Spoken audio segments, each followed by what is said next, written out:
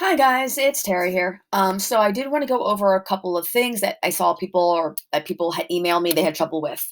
One, what if the kids want to save the Google form and finish it later?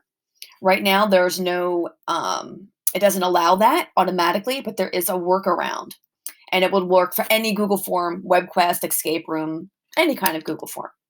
So here it is. Let me go down to here. So here's my section. At the end of my section, I have this question. Do you want to save your results and quit for now? And you can word it any way you like. You will be able to return to the survey or the quiz or the web, whatever you want to call your assignment at a later time, yes or no. So it's a multiple choice.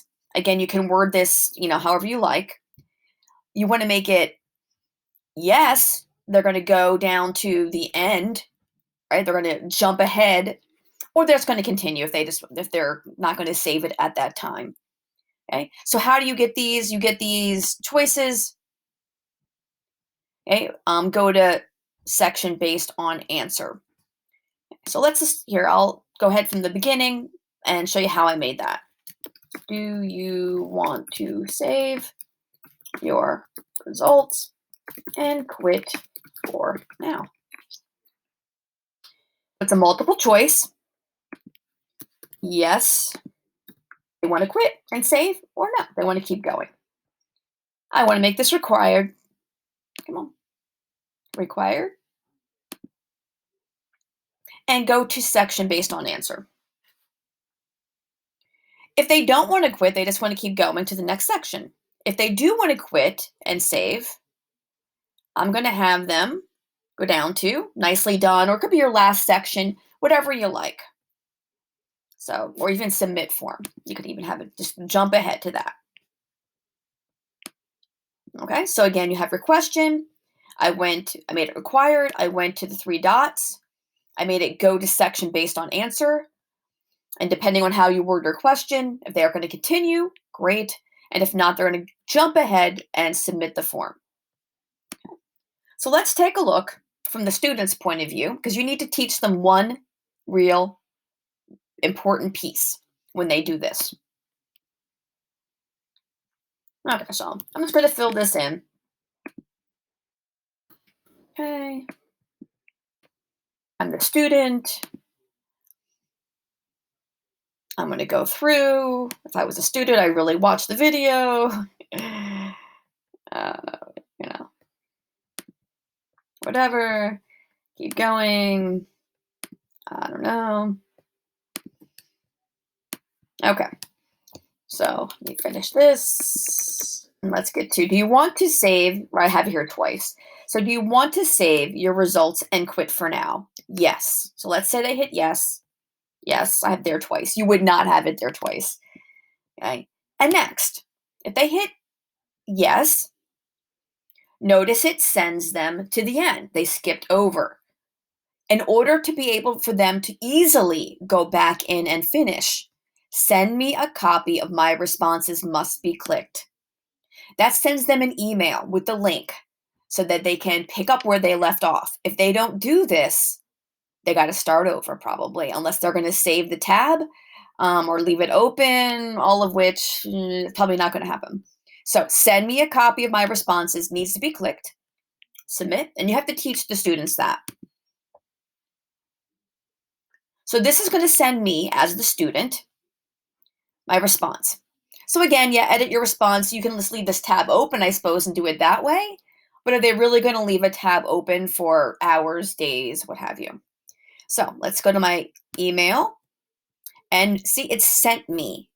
By clicking that, it sent me my answers and allows me to edit the response. That way it's saved. I don't have to leave that tab open. I can go to edit response.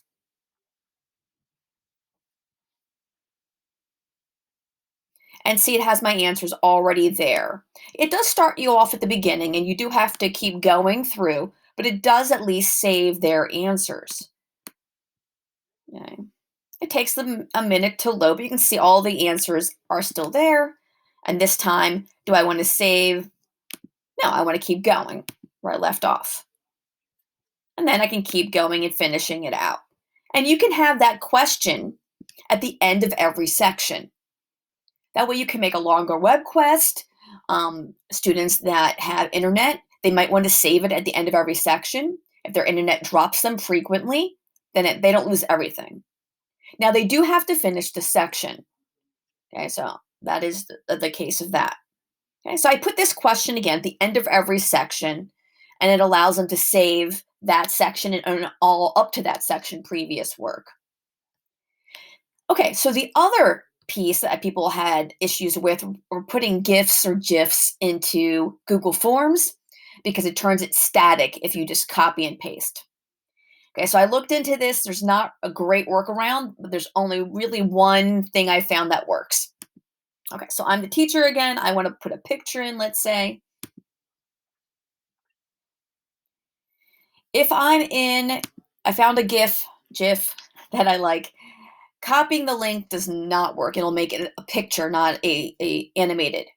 The media links don't work. Embedding does not work.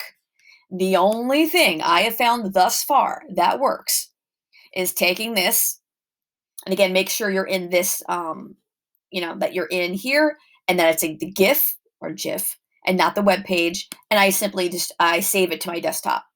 You have to save it to your computer in some way. For me, I just drop and drag it. However you want to save it to yours. And it's the same thing if you're using the GIF extension.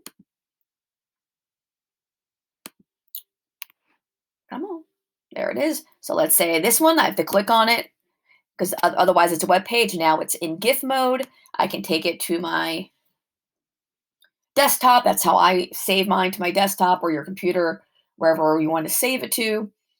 And then I can go in and upload it.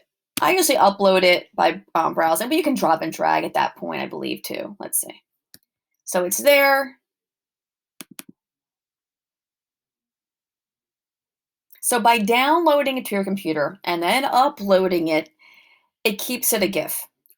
It keeps it animated. Otherwise, you get a static picture if you just copy the link. I'm not sure why. I've looked the internet, but that seems to be the consensus that this is the way you get the GIFs to work. Whether you're using the extension or the actual website, Giphy, Jiffy, or whatever one you like. The download then upload is the only workaround for now for Google Forms. You don't seem to need to do all that for Google Slides and other Google media. But for Google Forms, that seems to be the only way to do it. Okay, so I'm going to take this out. I hope that helps. So again, your kids can start saving your results, which I need to spell correctly. Well, I have it there twice. Again, you don't want it there twice.